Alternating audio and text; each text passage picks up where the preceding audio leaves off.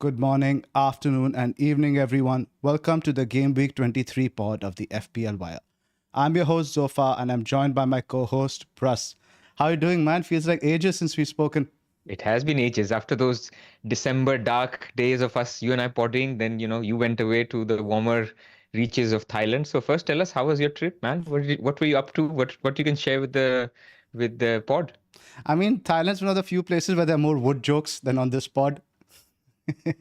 True. But we will not go into those. We want to know what you did. Those. No, we are a very mature pod. We don't make wood jokes at all. How was your game week when you've been rising up the ranks? Doing okay. I think a lot of people who didn't have Alvarez didn't have a good game week, but I somehow managed to still do okay given that, everybody 62 for you, right? 62, yeah. Yeah, 61 for me, small green. Just basically like a small green. 5 to 10% green, which is fine.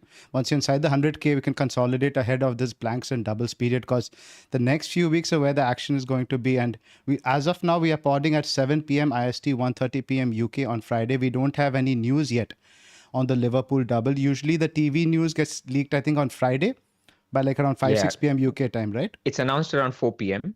And last week, there was some tweet that said further announcements will be made next Friday. So people think that there will be some announcement at 4 to 6 p.m. today UK time. If there is none, then we'll talk about it, what that means for Liverpool in Game Week 25. Cool. Let's kick off then. There's not much of a turnaround time, so we'll try to keep our thoughts brief today. But we wanted to pod specifically after Pep's press conference. That's why we delayed things 10 minutes. And there are some very interesting quotes which we'll share with you shortly. Right. First up, sponsor plug, Pras. Yep. So as you know, we've been sponsored by the Fantasy Football Scout, and you could choose to become a member if you go to Fantasy Football Scout members area, and you can use the link in the description in our comments. They have a 20% on going on at the moment as well. And yeah, I think just the member section is good for all these 50-50s. In weeks like this, it's important to look at, when it's close captaincy decisions on who you want to go between Watkins, Solanke, Palmer, and all those. So we use it a lot and recommend it. So that's your cue if you want to get involved. Right. Let's start off first with let's have a quick look back at the last game week. I'm just going to load up the results first over here. And where should we start? We should start Man City or? Yeah, I guess, let's start or let's just go in a quick order. I have the image up here now. Let's just quickly talk about Forest Arsenal. I have to give a shout out to one of the guys in the comments from the previous pod. I unfortunately don't remember his name, and he mentioned that don't sell Saka yet. Forest have a weakness on that flank, and Saka could return. And there we go. Yes, I remember that.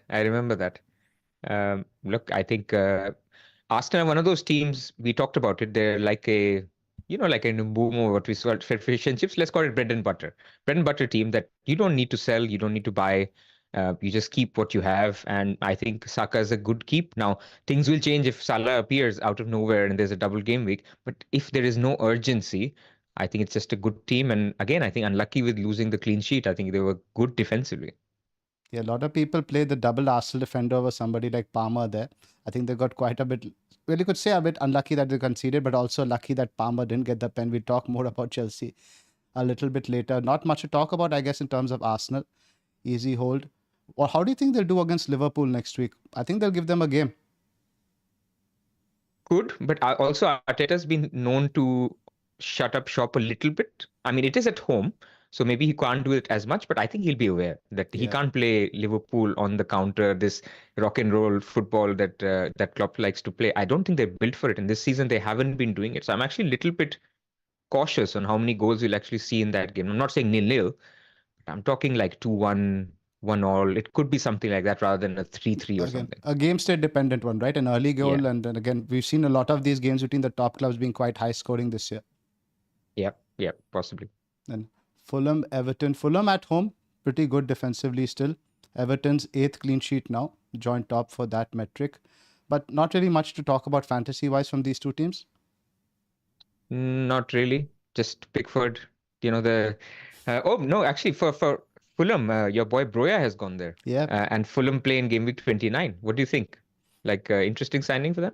I think so. I think he has a lot of potential. I think Silva is a good manager, and they're built to play with a sort of the big guy up front. I don't know if Broya has that skill set, but I do want him to get minutes. I think people There's a will look at him. weird thing clause over there where he doesn't play a certain number of games. They have to pay us 4 million additional. Yes, exactly. Which makes it even more. And Jimenez is injured, so I think he just starts off He's well. cheap, And as right? long as I think he's very 4.9, cheap. Yeah. same price as Chris Wood. Speaking of 4.9, 4.8 strikers, man. Adebayo.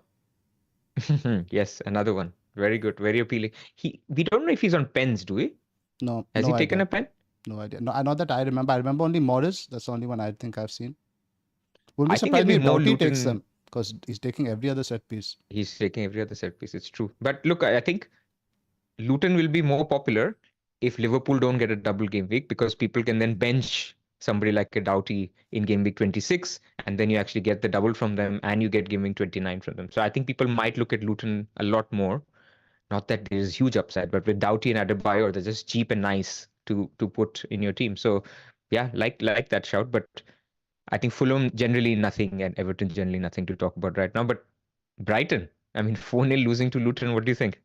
I think this is only the third win or something in 16 games. I read that stat, and I think they've not scored any goals in January, a very few number of goals.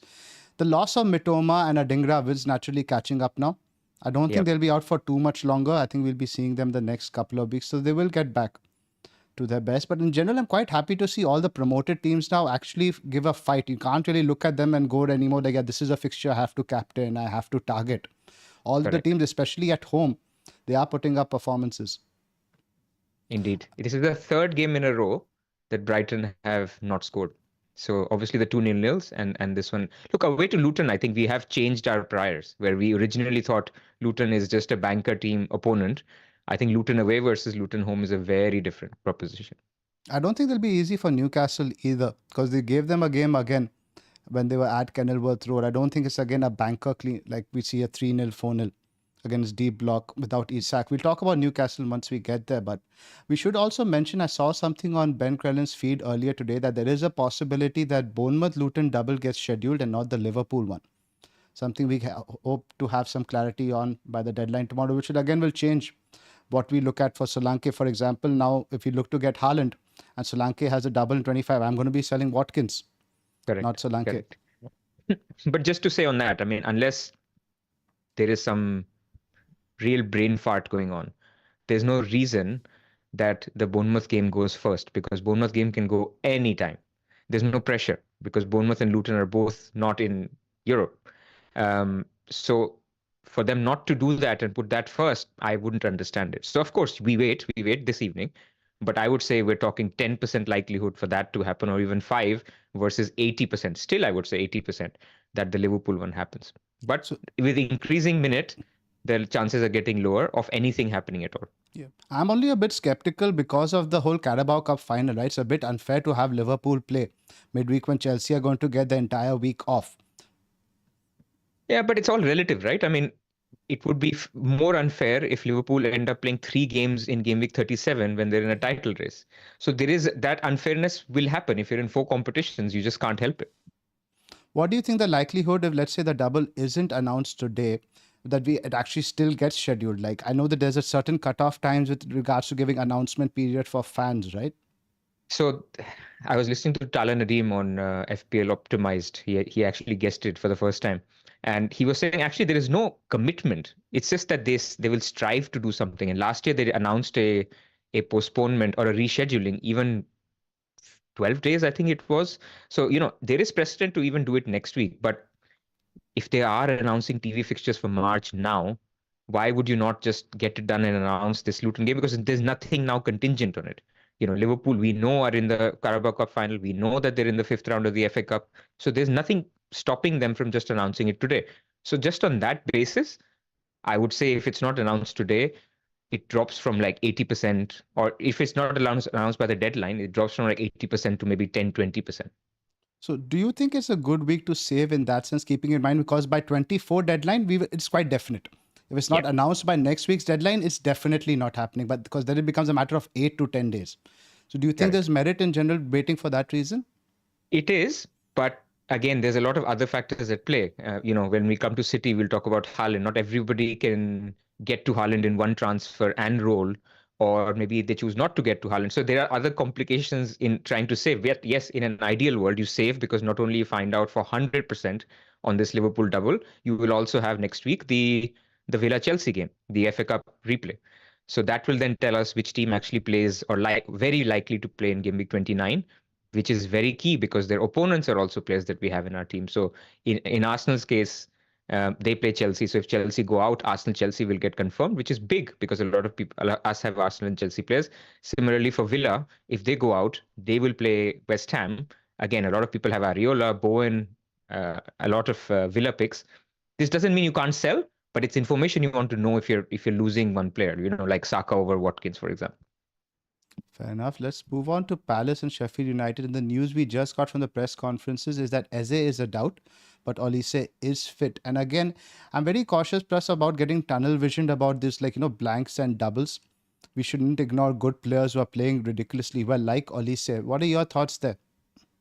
Very good pick. I mean, we didn't know that he's ready to start last week, right?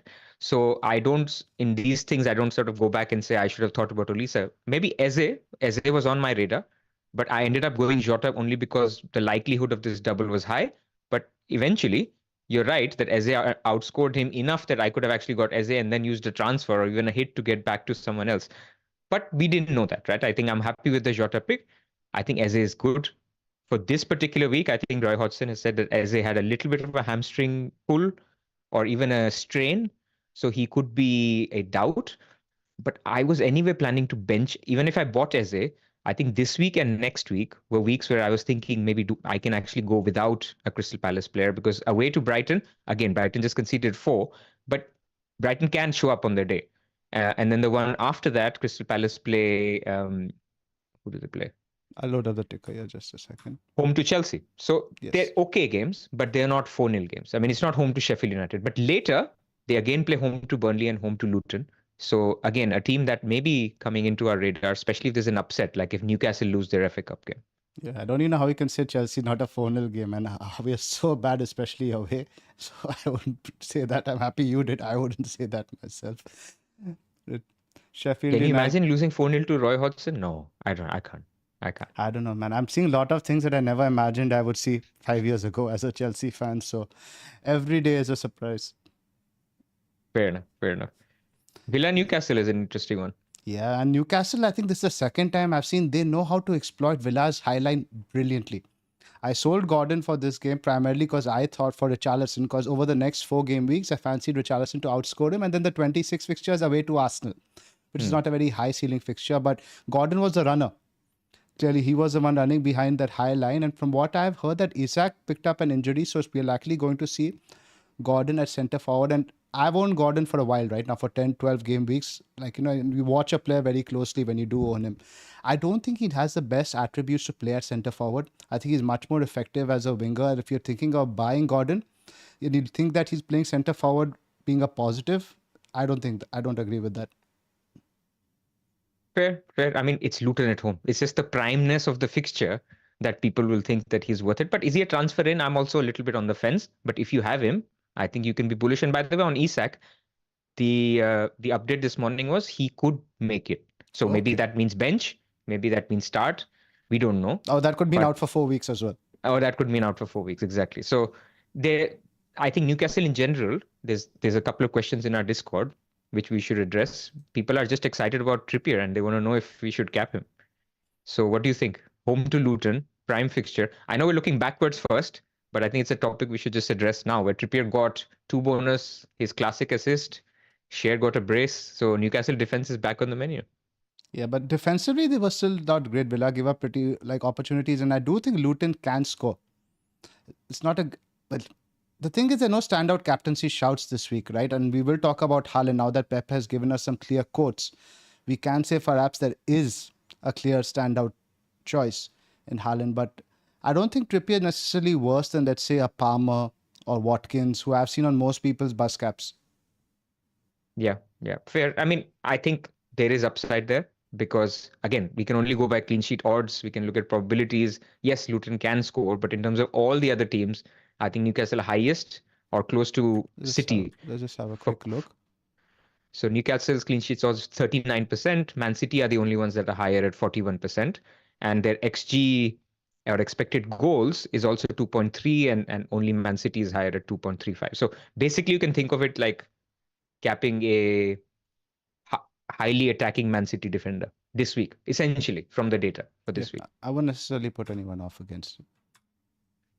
So that's an interesting shout. I can see the appeal, but there are many options. So when we talk about captaincy, we can take Trippier also as one of the options into account. Let's discuss Villa. I mean, Villa at home, this was a surprise actually that they're solid both defensively and attacking, and obviously Watkins scored, so people didn't really talk about Villa in general, and they were happy with their Watkins goal. But anything that you see in terms of their form or any concerns, or it's just one of those things where Newcastle were better on the day? I do think they're in a bit of a downward trajectory. I think they peaked around December when they had the sweet run of games. I think they're definitely a top 6 side. They're definitely going to be there and thereabouts, but I think they're not really looking at the 2+, 3+ XG at home side anymore. Do you feel confident captaining Watkins away to Sheffield United? I don't. I mean, he was my bus team captain, but yeah, I'm not confident. Like yesterday when Solanke scored, I immediately thought, wasn't Forest the game where Solanke scored a hat-trick? He plays Forest at home. I immediately switched it. Maybe it's not in the screenshot, but I'm not 100. When a guy is not on pens, anyway, you take out this element of, I could get lucky. He could have a terrible game, but you get a pen, you are bailed out. You don't get that with a Watkins cap. So he's there. I think he's good. But there is a little bit of niggling doubts that, it could be a concern. Numbers are also down for Watkins in terms of shots, shot volume, and big chances. I think he's only getting like 0.1, 0.2 over the last 6 game weeks versus almost 1 earlier on in the season. And I think that's a little bit to do with Diaby's form as well.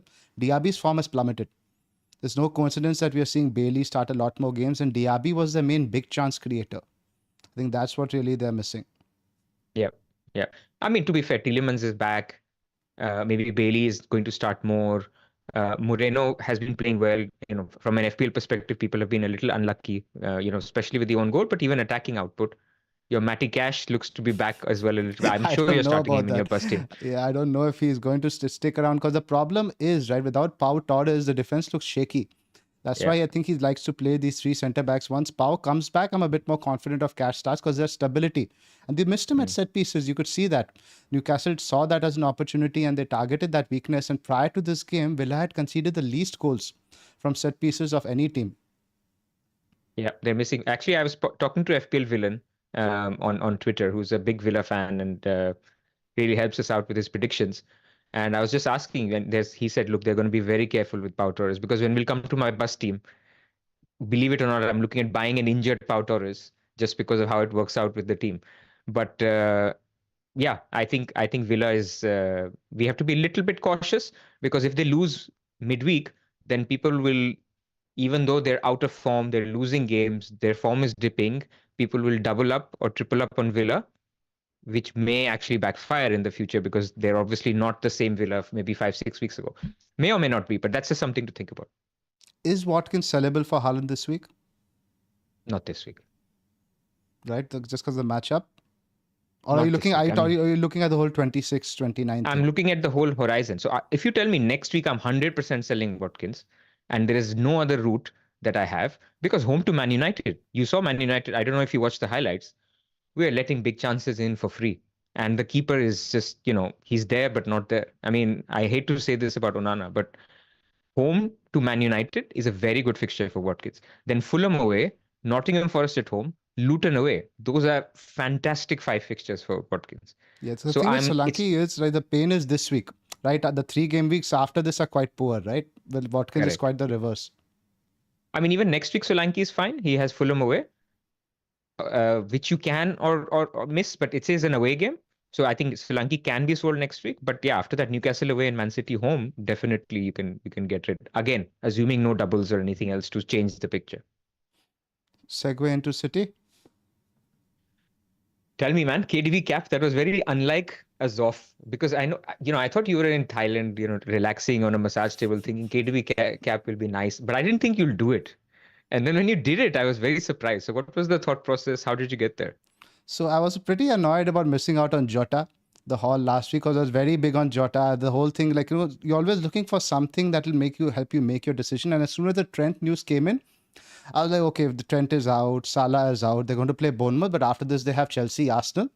If I buy him, then where's the creativity, where's the service, etc., etc. And he hadn't even started consistently at that point. So after that, I decided that if I feel a gut on a player, I'm going to back it. And this season, something I've done different is now I don't have anything against people who use algos and etc. stuff like that. But I purposely made a decision not to look at all the algorithms in terms of FPL review, fix, and generally try to play more on instinct. Because again, no disclaimer or hate for anybody to do that. However you like playing.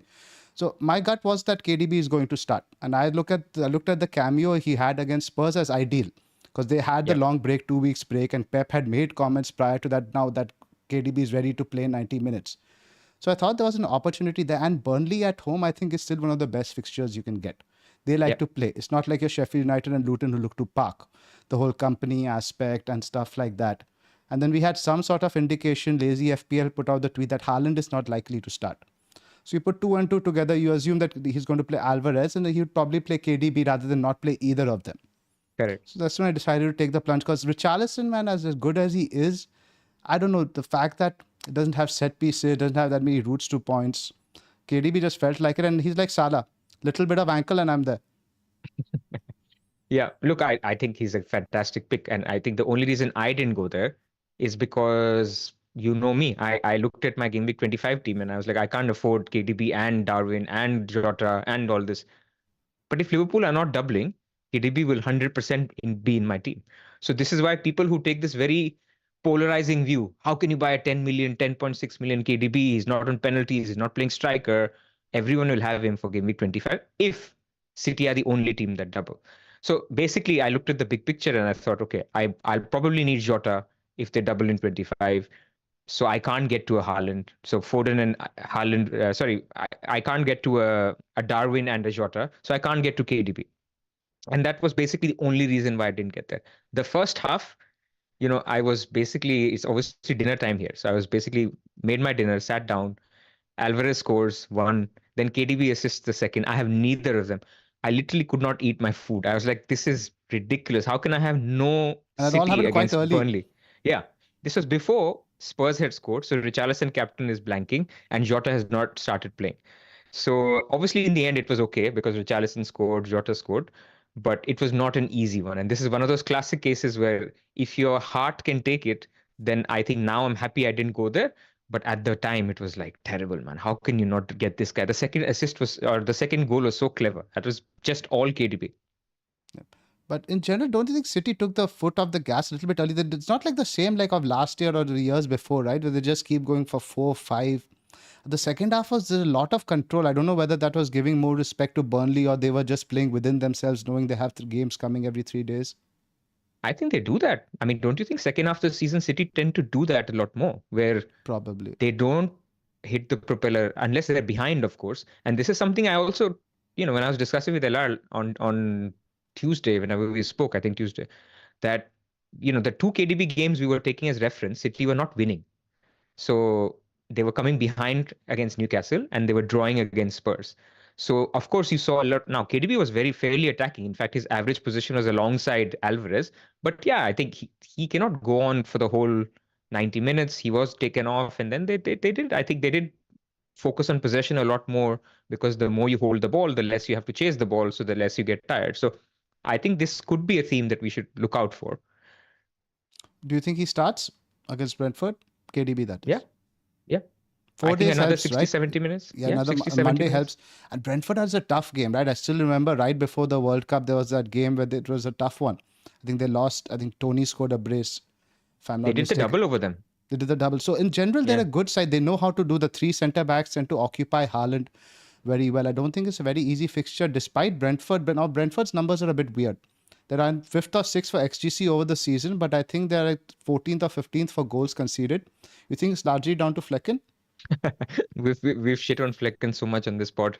Um, I mean, if your XG prevented is one of the lowest as a keeper, you're there. I mean, unfortunately, it has to be a little bit on you. Now, these guys know what they're doing. So the stats that we throw around, Brentford are the number one club in the league that actually look at this stuff. So clearly, if they still have Flecken in the team, they did sign a youngster, I think the Swedish keeper. But if they clearly have him, then fair enough. I think we have to still go by underlying data that it is what it is. But I think what I wanted to talk to you about Man City is also Foden and Alvarez. Yeah. So a couple of questions in Discord. I think a lot of people got twitchy looking at the Foden performance. If you go to the heat map, which is from the Fantasy Football Scout Neil's article, you can see a clear difference. So what you see on the left is basically the previous game week, which is when De Bruyne didn't start, where you can see that Foden is just roaming around the middle in the box. And you see on the right, which is the game against Burnley at home, he's basically touching the sideline the whole game and rarely coming into the middle. Pretty much no shots, no touches in the penalty area. Big difference. But the thing is it because of KDB or is it because of Walker? Because when Rico Lewis plays, he inverts into midfield. He doesn't bomb forward. When Walker plays, he basically goes forward and then Foden cuts in a little bit. Right. So this remains to be seen. So I would say Foden, don't panic if you own Foden, or there's no issue because it could completely change if Walker starts. I guess if obviously we hold him, don't panic, but it would put me off buying him right now. I'd sort of give pause to that because again, we're looking at the doubles a lot. I don't think it's necessary to have a third City player. You could obviously go for, there's so many good options, like even an Olise, for example, can outscore Foden over the next 3-4 game weeks. So just simply for the case of that, I want a third City asset. I don't think we should be forcing ourselves into this. For now, let's talk about that third City asset. I think now we've seen that Walker getting rotated proves that nobody can be relied upon in their defense, and they keep conceding the odd goals. So I really don't think it's worth going there. They don't really have the upside. Would you agree? Yeah, look, I think still Walker is the most nailed. I mean, we'll see. If he's not playing against Brentford again, then there's clearly a disciplinary issue. And again, a lot of people on Discord mentioned I had just used the word ex naughty, and I didn't obviously know anything at the time. But the fact that he was benched, was it because Stones came back, or was it a Rico Lewis game? So we need to watch, but it still feels like Walker is the guy. He could be, but even Ruben Diaz didn't play this game. He's expected to come back because the taller guys are expected to play against Brentford because that's been what he has done in the past. So we'll see. But I agree with you. In general, other than Haaland, now that we know that Haaland's coming back to fitness, it feels like it's De Bruyne, if you can get there with the money, with the budget. And then still, I would say Foden, number 3. Why don't you walk our listeners And through the Pep quotes that have just come through recently?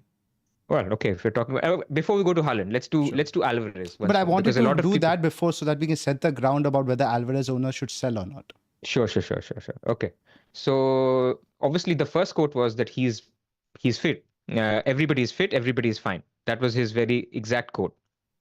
The second thing he said is Haaland is ready to start for Man City. Now, you mentioned before the pod about KDB. He said the exact same thing, and he didn't start him against Spurs, right? So it doesn't mean he will start. Ready to start is not equal to will start, but this is the piece of information we have today. Right. So now, who do you think drops out? Now, I think KDB will still start, given how like you need him against Brentford's deep blocks. So do you assume that he will start in place of Alvarez? Can't assume. I mean, I don't know. I think with Haaland, he could play anything from 20 minutes to 70 minutes, and nobody can tell you there is going to be no leaks because the game is on a Monday, the deadline is on a Saturday. nobody is going to be telling you whether he plays or not. You just have to form your own view or take a gamble, whatever you want to call it, that he either plays the last 20 minutes like last game and Alvarez starts, because Alvarez did very, very well. In fact, Alvarez has done very well throughout, just not from an FPL perspective always, but he's done very well throughout. So no idea. I mean, your guess is as good as mine. So as an Alvarez owner today, what would you do? Let's say you own Alvarez, and keep in mind, Alvarez is an 8th attacker from what I've seen for most people who own him. So let's say you do an Alvarez to Haaland, you'll still be benching a very good attacker. For a lot of people, like I've spoken to, they say they're looking at possibly benching even Foden. Maybe looking at benching a Palmer, who again home to Wolves. So if you do that, you're possibly creating a decision for yourself, right? I agree. And it's not an easy one. It's not an easy one. I mean, we can in fact discuss all forwards, not just Alvarez. There are 4 forwards in the game. There's Alvarez, Solanke, Watkins, and Darwin, which are very popular, and all can be used to sell to Haaland. So I think I'll start with Alvarez first. If I have Alvarez, I would actually think that there is a 50-50 chance who starts between Alvarez and Haaland. If you have the risk appetite to be comfortable with that and say, I'm just going to stick with Alvarez and not go Haaland, you will make a lot of gains if Alvarez starts and does well, or you'll make a lot of loss if he doesn't and he makes a cameo. If you have that risk appetite, then sell Alvarez for Haaland, because you will eventually want to do that anyway, because by Gameweek 25... I think we might have to do it as soon as next week. I think if you're an Alvarez owner, it's possibly one of the easier ones, because it's a move you have to make next week anyway. You take the pain this week if you do get it wrong, the whole switcheroo happens, but might as well get it out of the way, I think. But that's the risk-averse way of saying, right? I mean, then you're saying, okay, I'm not taking any risk. Haaland is back. I have a route. Alvarez is a sell. But this week you could gain a lot as well if Haaland doesn't start. So it's a risk-reward thing, I think, with Haaland, with Alvarez. Now, the other strikers, I mean, you talk me through, I mean, or LR's team is a classic example. He has the other 3 guys. He has Solanke, Watkins, and Darwin. Now, the thing with Darwin is, the Darwin thing is now we heard that his fitness is a doubt. Apparently, I think there's some issue with his foot. He can't get back into the boot, but he did play on. So I think Klopp is just being a bit cautious with that. Now, Darwin is obviously an easy hold if Liverpool's double gets announced. But now let's say we don't get the news and the double looks unlikely. Then I think then that would be 25 and then blank for Darwin. In which case, he possibly becomes the one you want to sell. So I guess you have to leave that till the last minute, possibly till as late as you can tomorrow. If we don't get news, you could possibly take that. I think that's what because Solanke, I like the fixture this week. I'm in the same boat. I mean, I would. Now, to people who don't own Darwin are talking about selling Darwin. It's very easy to do, obviously, because we don't have the appetite to watch a Darwin as an owner. Yeah, that's why Elad couldn't make it. I think he kicked his table too many times. I think he hit the woodwork more than Darwin did. Exactly. So, I mean, we chatted with Elad, right? I mean, what his thinking process is. So he's still not keen to sell Darwin, unless there is some 100% confirmation of no double. Even then, I think he was more keen to just get rid of Solanke this week, which is LR. That doesn't mean that's the recommended strategy for everybody. But I think you and I are similar, that I would sell Darwin first if there is no double announcement. Now, let's say if there is a double announcement, who would you sell? Or would you just say this week I'll hold and next week do Solanke out? So I wrote the Q&A for my Scout article earlier today, and in that I mentioned I don't think Haaland would start. They would be a bit cautious with his injury like they did via KDB. But after Pep's comments today, I don't think I can take that risk, man, because ultimately Haaland did look hungry when he came on. And it's not necessarily like, one of those, a hamstring injury, you have the risk of aggravating where you come back too soon. This is more of a bone thing. So once it is healed, it's healed. And the fitness is there, right? Haaland is such a physical specimen. He doesn't need match fitness, as we call it, because he's not been out for 6 months, 7 months, which was sort of the case with KDB. With that, you have to get your physical fitness, as in your cardiovascular fitness up, as well as your muscular thing. That's not a problem over here. And as we mentioned, and the chat has also mentioned, you need height against Brentford. So I do think now, thinking more about it, and after Pep's comments, I think he is more likely to start. So I think you get him in, man. You don't take the risk this week. And the thing is with Haaland, every asset bar Salah in the game is sellable for Haaland. That's the way I look at it. Yeah, it's about the timing, right? Okay, it's all I'm about not the saying timing. You don't have. It's 1 week. You're going against Haaland for 1 week, and you're keeping your Solanke and your Watkins for 1 week, and then do it next week. And I think this is a real dilemma, and no one can answer this. No one can answer, because next week we have team news. We can be very confident with 1.5 hours prior, you will have team news. But the thing is, again, captaincy comes into the play this week. If you buy Haaland this week now on the basis of that quote, I think I'll captain him. I just think even if he starts, the max case is he plays 60, 70 minutes. Do you But am I wrong? Can he play no, 90 you're absolutely suddenly? right. I mean, I don't think he can, but if they're down a goal or something, he might have to. It all depends on how he feels and he reacts and how he communicates to Pep, how much pain he has. But the matchup itself, the fixture itself isn't a great one, but it's Haaland. That's what I mean. So I think, at least to me, it feels like one you can take him on with the chance that it's a tougher fixture. He plays 60 minutes, 70 minutes at max, or he actually just comes off and does another cameo like KDB. Feels like you can take it on as You well. can. I mean, I'm not saying I it's think a you can. no-brainer. It's a very much a 50-50 this week and possibly the last week where it will be. This whole fun Correct. we can have with captains. But again, would I rather have 60 minutes of Haaland or let's say 90 minutes of a captaincy of Palmer, Solanke or Watkins? Haaland all day long, especially with KDB fit. With KDB fit, Haaland is a different animal altogether.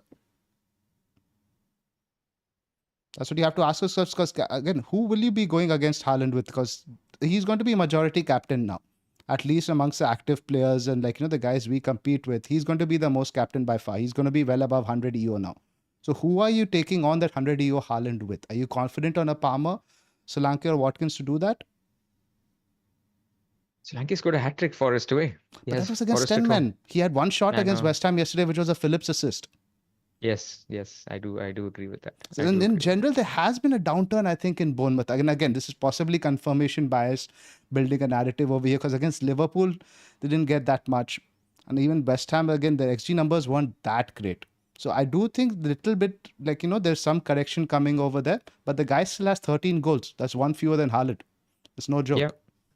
Yeah, exactly. And penalties. I mean, this is the thing with Watkins. We talked about that anyway, so we don't need to repeat it.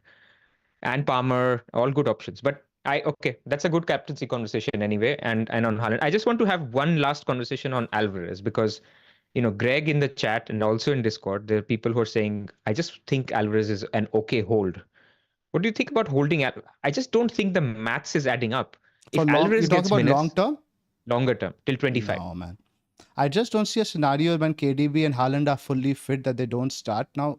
With the way the title race being so close. Obviously, when the Champions League comes around, everything is up for debate. But at least in the short term, you'd have to think that Alvarez has done more than his fair share. Yeah, I'm similar. But some people who've enjoyed some Alvarez points this week are adamant that he will continue. That being said, I always look at it. If he had blanked, would they have the same opinion? He had 2 shots, 2 goals. So I agree. Just correct yourself there. Just imagine if he had not scored. Would you still have the same opinion? And this is Guardiola. He's very much the Fergie guy. I remember Berbatov scored a hat-trick against Liverpool, next game on the bench against Aston. It's very horses for courses. The players are picked according to the opposition and the game plan the team has to execute. Agreed. So I don't think he's a long-term hold. I think he's okay hold for 1 week, but once both these guys are back up and running, I think you get rid. And the good forward options, you have Nkunku who's popping up now. Again, Tony and somebody I want to talk about because he's also a double game week striker and he's nowhere near the conversation at all. 4 big chances. Liverpool, Man City. That's 4 big chances, man, against Spurs. But still, Liverpool, Man City, they're not both airtight teams. In Man City, you could see a goal in each game for him. And he plays in 29, etc., etc. He's the only guy, I think you said doubles in 26 and plays in 29, right? Brentford are the only team. He's the only team at this stage. Well, Varun in the chat is saying that Darwin is apparently fine. So that makes it even trickier on who you sell. I don't know who LR is going to sell. Maybe Solanke. Exactly. I think LR will probably sell Solanke. I don't think LR loves Darwin. I think he sort of made his bed now. He wants Burnley at home. It's very hard to sell before Burnley at home. And I know as a Darwin owner, it's very difficult because you're always afraid of that one game where everything he shoots is going to go in. That's what happened to Solanke against Forest also. I remember the headers he scored were just brilliant headers. I don't see him scoring those 9 times out of 10, but that day just everything went in. Yeah. So I think, look, just about we're saying Alvarez can be sold if your team is in that position that you can do it for free. Maybe, I don't think I would do it for a hit personally. I would just hope to get lucky with Alvarez. But otherwise, Solanke, tough. Watkins tough, Darwin maybe. That's where we are. Let's rank them. That's what we do over here. I think Alvarez is probably the easiest sell of the 4 forwards we have mentioned. In terms of the other 3, what would be the ranking of who would you sell first? Darwin. But again, this is subject to no double announcement. If Okay, let's double is assume, announced, let's say, because people listening to this will have some clarity. Let's say they're listening tomorrow. Let's yeah. give me both scenarios for Darwin. So if Liverpool is not doubling, then Darwin to Haaland. If and then second Solanke, then Watkins. Obviously, money is not the same, but we're just doing it in isolation because I still like Watkins' next 5 fixtures and the possibility that he plays in 29. So not worth getting him out this week. So Watkins is third in all my options. If Darwin is doubling, then I think you have to keep Darwin over anybody else because you need him for 25. You need him for Burnley at home. Then it becomes Solanke, then Watkins, and then. But I'm very uncomfortable saying sell Solanke. Me too. And again, it's because something that will completely blow up in your face. But again, I think over the next 3-4 game weeks, it's a move you're making for the longer term. Yep, fair enough. The fact that the next few fixtures is what possibly lets me towards do that. And while we're at there, let's just do a quick ranking for captaincy options as well. I'm not ready to rank. I don't know if you have had a conversation. You go first. You go first. Sure, I'll go first. I think now that we have the news, it's Haaland. Haaland just goes all the way to the top for me. Once that Pep said ready to start, I don't want to mess around over there. He might not start, but if he does start, man, it's going to be like, you never know what can happen with City. So I think Haaland goes right to the top for me. Let's just have a quick look at the other projections. Now, in terms of goals, you have Newcastle over there, but I think possibly Trippier is still better than your Gordon and Isak. We don't know who'll start. With Sheffield United, I do think they've been a lot better, and I don't trust Villa away from home still. I think they can do a job with Watkins over there. So again, Watkins is slightly low in the pecking order for me. Solanke, slightly higher, possibly the second best. But I think the standout, in my opinion, is possibly Palmer. Our home form has still been decent. You expect the team to show some sort of reaction after a loss. And I think mentally and physically, the game last night would have taken a bit of a toll on Wolves. It's a Thursday, Sunday turnaround. Palmer is going to play 90 minutes. He's taking a loads of set pieces. And with Nkunku there now, we also have a better finisher. I think he probably will start after a cameo against Liverpool. So possibly Palmer second, Solanke third, Watkins fourth. I think that's where I'd leave it. So do you not think Palmer playing not false 9, maybe not even through the middle, but going back to the right, does that not affect Palmer a little bit more? I mean, I still think he's fantastic, but as a captaincy option, and then there's this also small chance that, let's say they're 2-0 up, then they get a pen, and then Palmer just tells him, Kunku, like, you've been out, you take the pen, or something like that. Maybe I'm just building narratives, but for me, Palmer was fourth. It's possible, but I don't think I think the penalty thing now is set in stone. At least until he misses one, they won't mess around with it. He's currently our leading goal scorer. He's the talisman and pretty much the face of our attack now. So I don't think that's an issue. And in terms of his positions, I don't think necessarily false nine in this sort of game is the best thing for him. The false nine works again in your games like your Liverpool, Man City, which are against the more technical midfields. I think over here, I would like him to see there, be on the right side, playing those through balls to our forwards, cutting in, getting space over. Then I think the fact that Gusto will likely be back will help him again to get more chances to come inside rather than have to hold the width. Because we've been suffering due to the lack of a natural right back. We've been playing Disasi there. I'm quite confident Gusto will start. And he's been quite good, quite attacking. That whole partnership on the right side leads me to believe that Palmer could be good this week. Could be. I just, Wolves were very open yesterday, especially in the first 20 minutes. We scored twice. Then they got better. So it could be anything. I just worry with you guys that every game you go behind. This is why I didn't captain him the week where he outscored Saka. Yeah. Because I just feel the game you go behind, the crowd is not, your comments at the beginning of the pod, nobody's happy with Poch. So it's just not a comfortable atmosphere. So can you completely rule out like a 1-0 upset? I can't. So with Chelsea, you never know what side is going to turn up, right? But again, it's the roll of the dice. I like, because this is a Wolves side that's very different from what we've got in our mind from last year. Wolves come up to defend. Wolves will come to play, and they know that Chelsea today can be got at. There's no fear factor. And at home, I think we'll always give it a go. The crowd might boo, etc., etc., and I think that will happen more towards the end. But for as long as we're on the pitch, I think they will get behind the team. I'll give my ranking. At the moment, Haaland is not in the top 3, which maybe I changed my mind. Interesting. Why is Maybe I that? change my mind. I just think he could easily be benched. Like in a game. So let's say it is a completely fit Haaland, right? Then we would be discussing a prime home fixture for Solanke is maybe not the right comp. Let's say Tony, right? If because Solanke is similar to Tony in some sense. So let's say Tony was home to Nottingham Forest, and we'd be saying, look, Haaland is fit. He's away to Brentford, but Brentford are a tough team. And then you have Tony on pens, good team, attacking team, playing a very easy game. Should we be thinking about it? I think I would be thinking about it, and I would still go Haaland. Now I have reduced Haaland's minutes from 90 to let's say 60 or 70, or I still think it's a 50-50 chance that he's on the bench. So I just think it's worth taking on. And if Haaland scores a brace in that period, fine. It'll be the lowest owned Haaland will be for a while. It's okay. I take it on the chin. I took KDB on the chin this But week. there's It's also fine. another spin to that argument, right? It's possibly the only time you get Haaland as a differential captain. Fair, but do I expect like a 4-0 at halftime against Brentford away? No, I don't. Not So unless if you're this was Manchester Burnley at home, United. no. I mean, this is not that fixture. In fact, if anything, I expect the first half to be cagey, and I expect the first half to be a 1-0 City kind of thing. Of course, I can be wrong, but what I'm saying is, it's Brentford away in itself isn't a great fixture. And when you add the fact that his minutes are in question, including a start is in question, I just feel like taking it on. So my top three, and I can't determine the order, is Watkins, Solanke, and Trippier, and then Palmer would be fifth.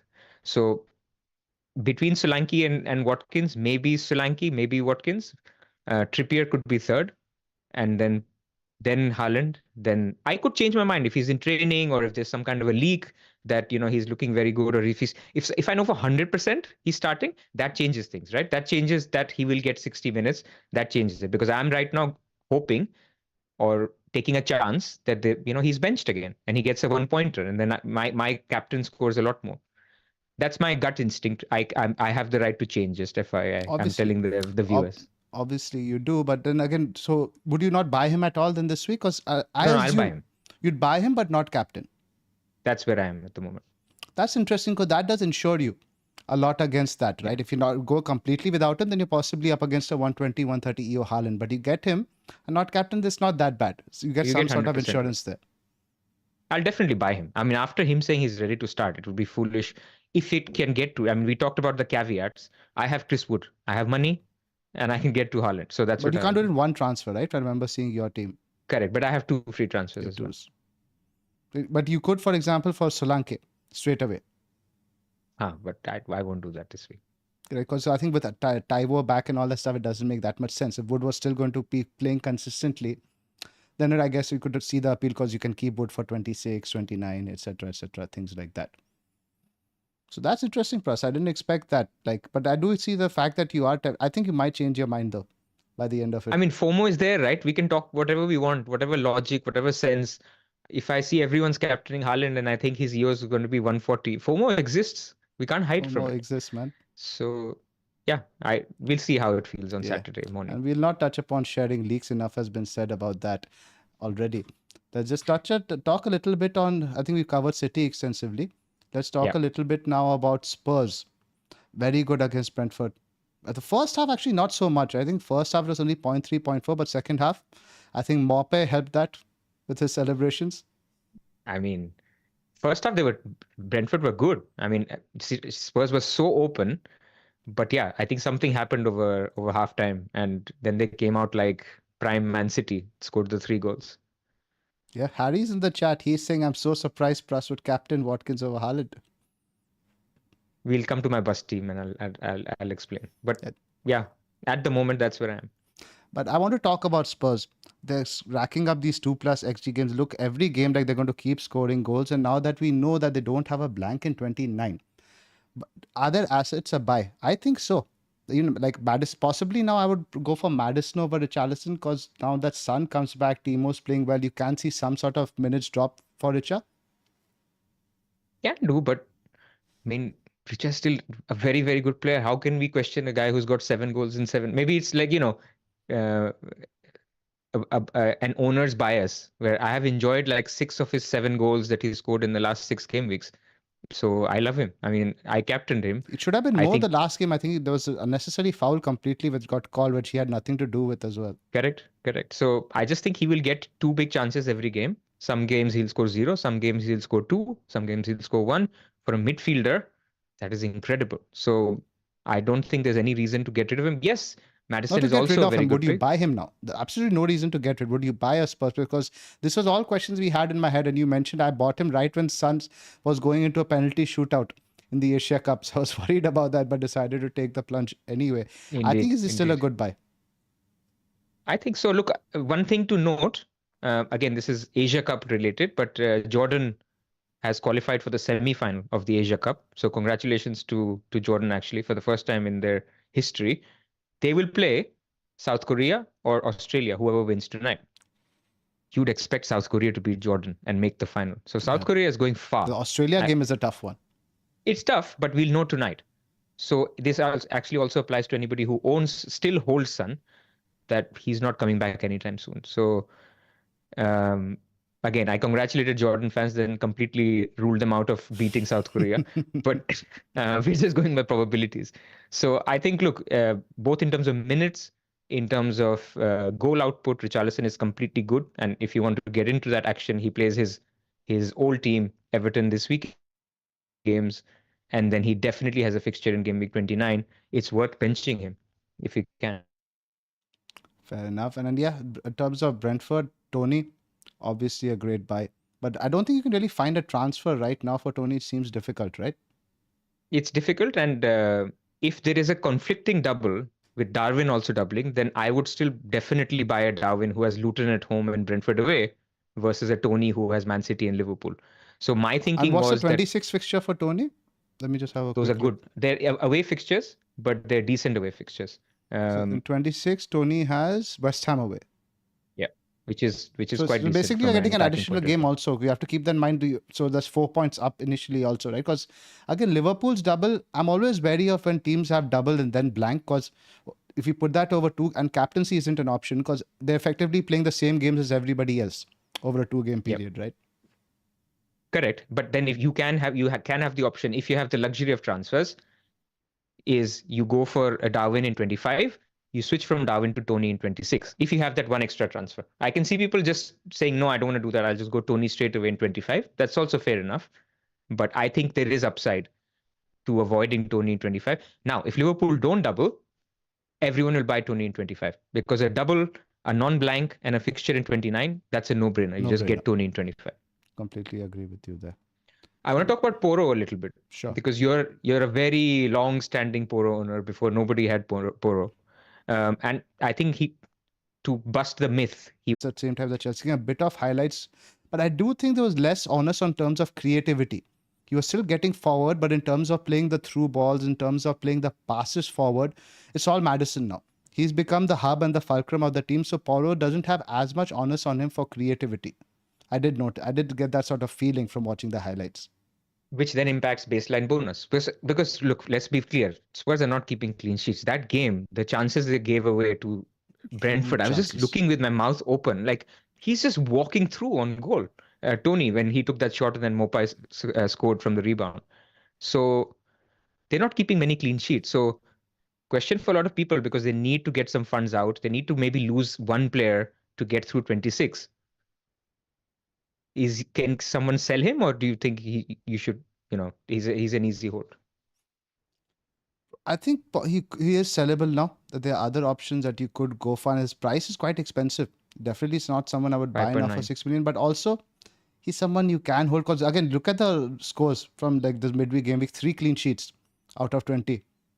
Who is keeping the clean sheets ultimately, right? Yeah, but even underlying data, they're like bottom 5.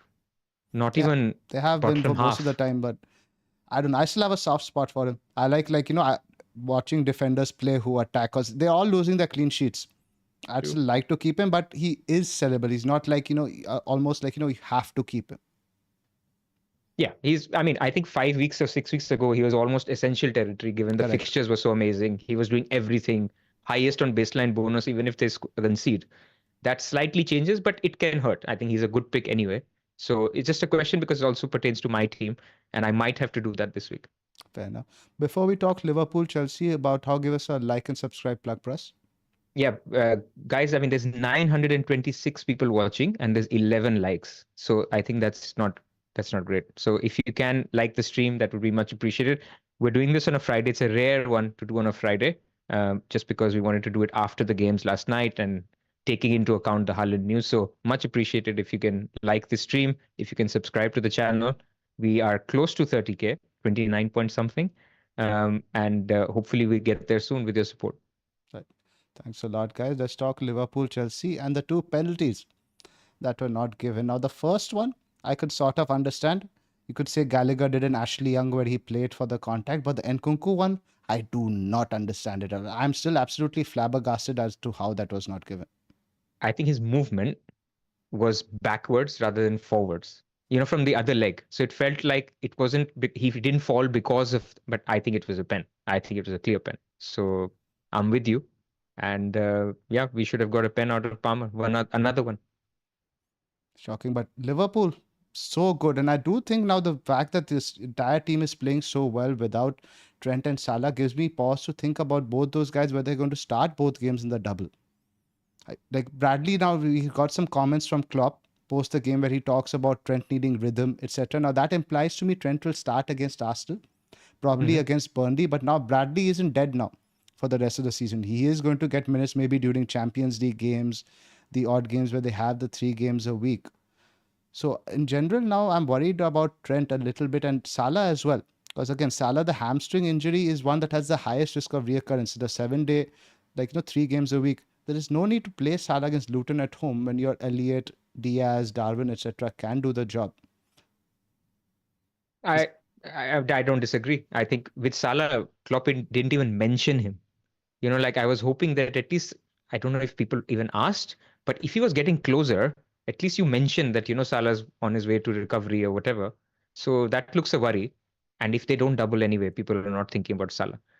In fact, on Trent, again, if they don't double, I think he could even be a sell now because they play Arsenal where, he's fine. I mean, I think he did well against Arsenal in the 2 games. They've played them already twice in the cup and in the league. Trent has got a return in both or has been very close to a return in both.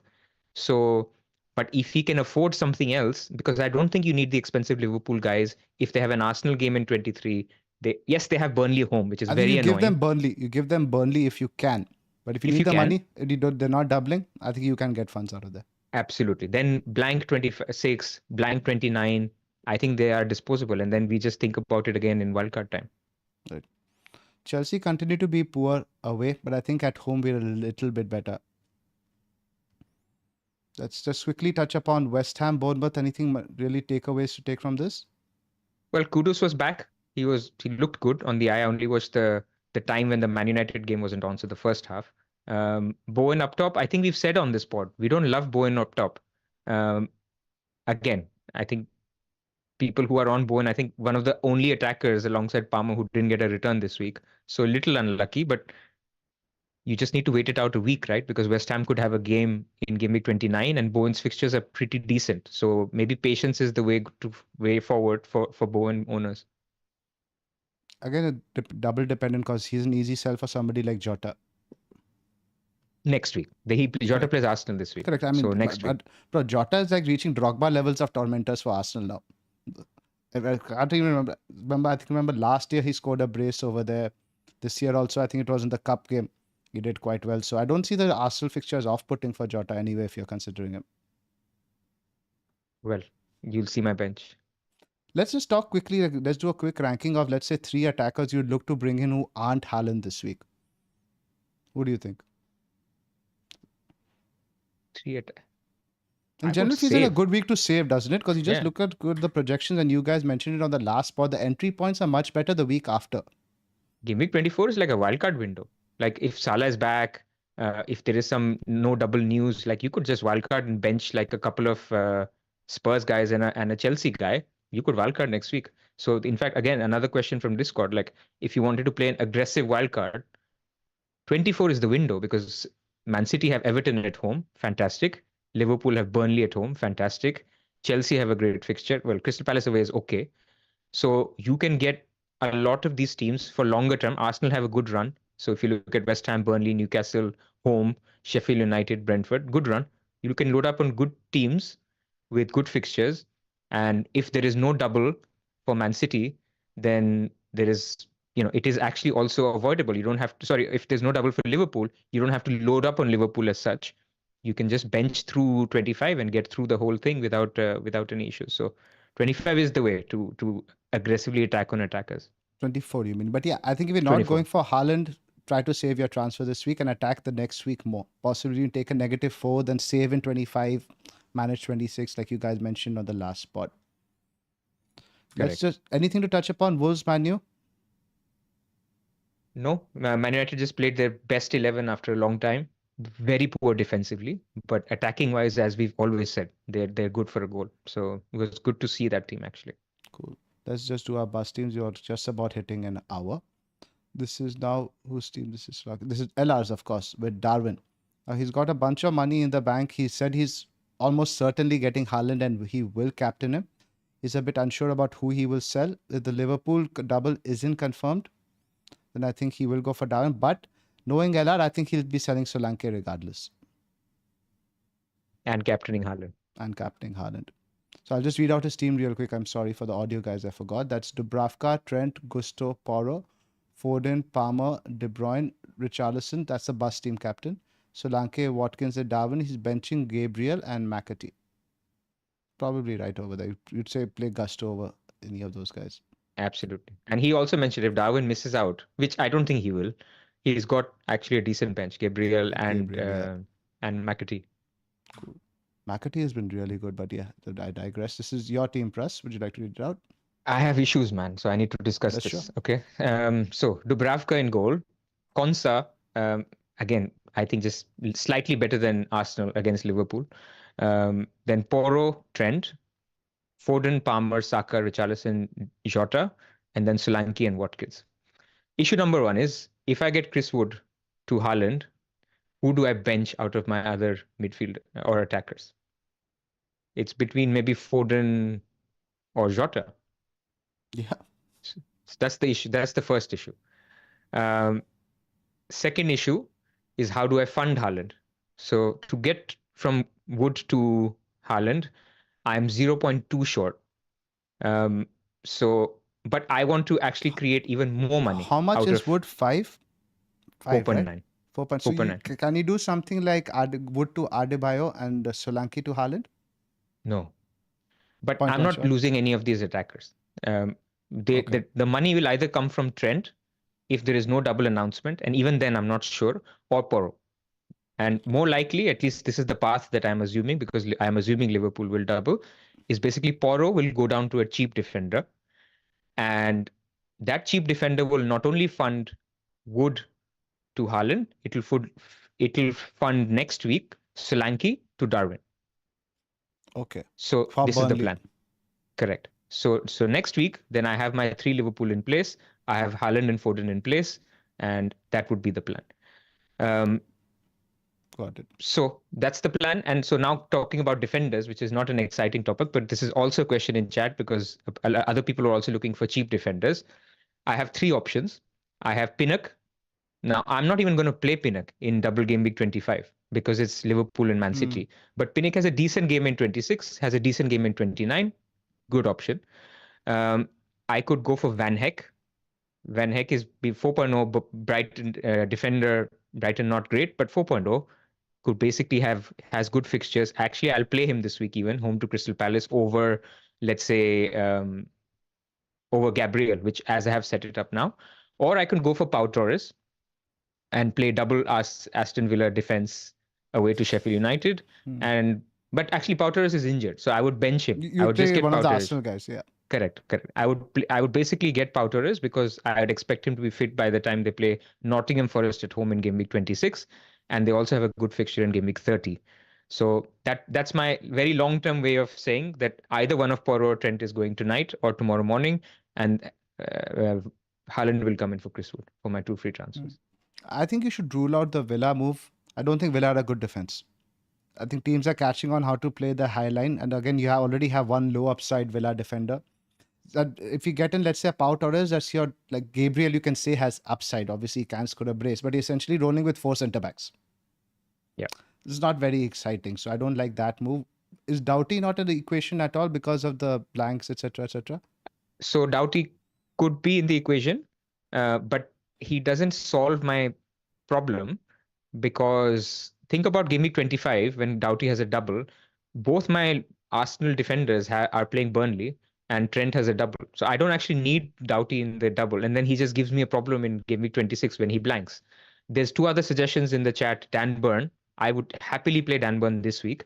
But the problem is the next time I need a defender is Game Week 26. He's away to Arsenal. And the next time I need that defender is Game Week 29 where he blanks.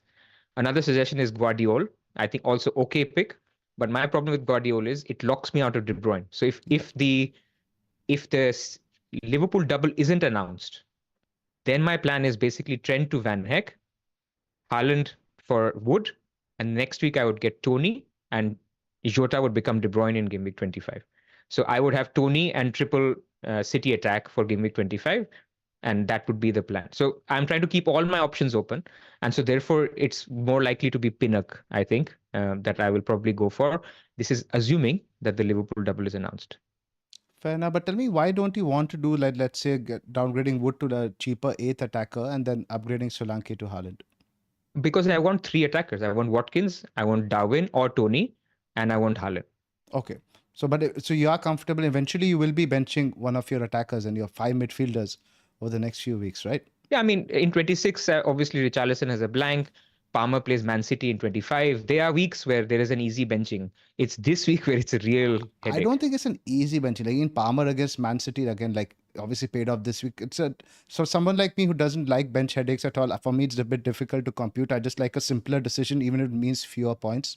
But I get the thing you're talking about. What I mean is, during this period, I tend to like to play all 15 players. Because in this period, there'll be blanks where you play some of the guys on your bench. There'll be doubles for some. You just can optimize your team a little better. Money is not an issue if Salah and Son aren't in the team. So, and I don't expect to have them until Game Week 30. Yeah, so it's going to be difficult. And I think once you commit, especially to KDB, to get Salah. And I do think, based on the information we have now, that KDB is a better asset than Salah. Because again, on 25 double, you're going to be captaining Haaland. Yes. Cool. Let's move on to my team. Similar in terms of the sense: Dubravka, Porro, Trent, Gabriel in defense, Saka, Palmer, Busquets, Richarlison, double City mids, Foden, De Bruyne, Watkins, Solanke, and as you can see, a bare bones bench: Cash, Archer, and Kabore. Now you should play Cash over Gabriel, man. I don't trust him to start. But if he does, but I don't know. I just like, but if he Liverpool starts, gonna score. I don't know. I benched Gabriel for the same fixture last time and he scored in that game as well. So, I did the same. It's just in my head that Liverpool are bad from set pieces, and I don't like Villa defensively at all. Cash has just been in my team because I've been prioritizing transfer elsewhere. Somebody I really need to get rid of. But again, now we're talking about good fixture in 26, etc., etc.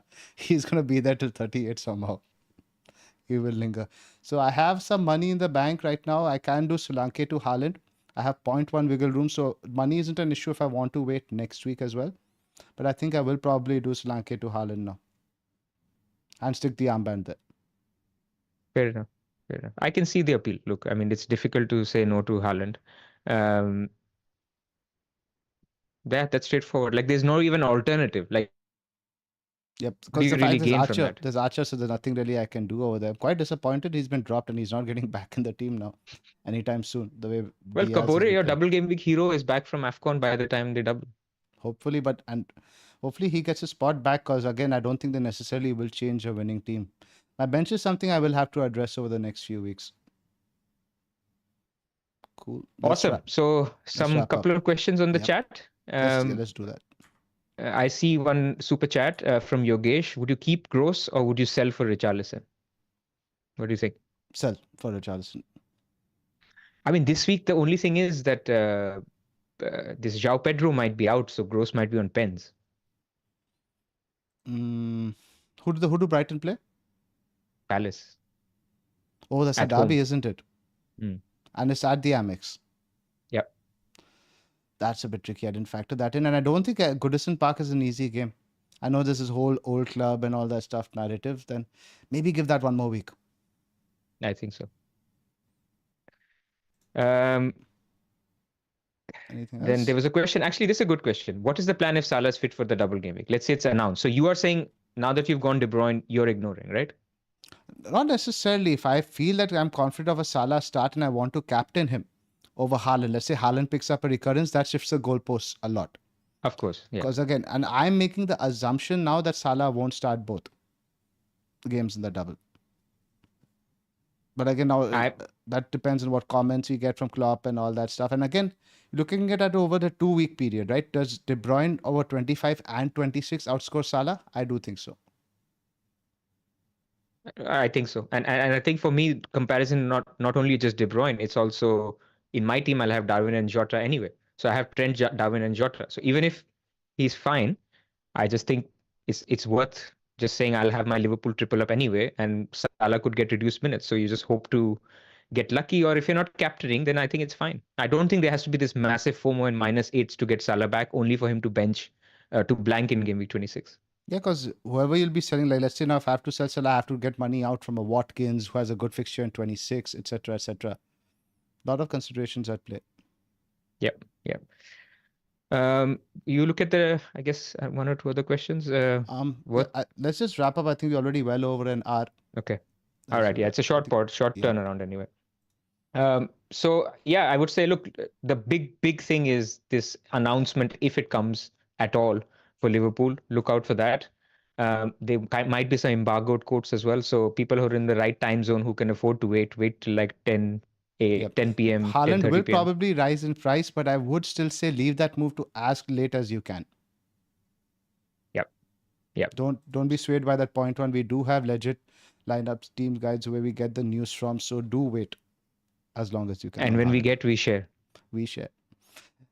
Our lips are sealed on that one. Nothing more. Let's end on that note. Great talking to you again, Pras. Feels great to be podding. It's been too long. We will be back again next week. And I think next week the pod will be a bit late because we want to wait for the results in the FA Cup replay. So it'll probably be on Thursday. Absolutely. Looking forward to it. And yeah, good chatting. Good to be back with you, Zoph. Cheers, man. Good to see you again. All right, guys. See you next week. Have a great weekend.